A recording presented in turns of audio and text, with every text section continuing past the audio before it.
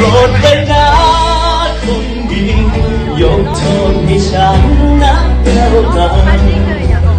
คราวหลังจะไม่มาจะไม่โทษ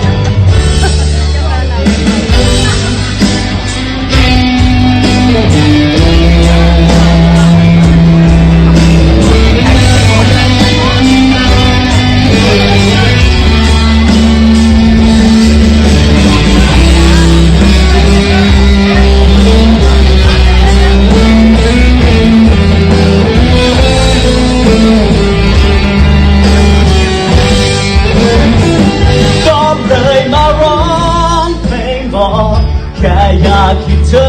นั้นเข้าใจไอ้สิ่งที่ฉันทำลงไป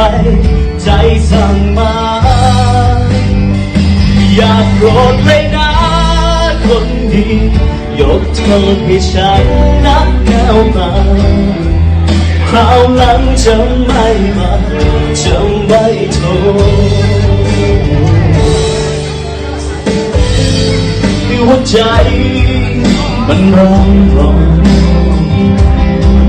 อยากจะมองจนมองหน้าเธออีกสักทีก่อนจะลาเธอไปคนใจดำหน้าตาดีขอโทษเธอสักทีจากหัวใจแต่มีหนึ่งคำยังค้างข้างใน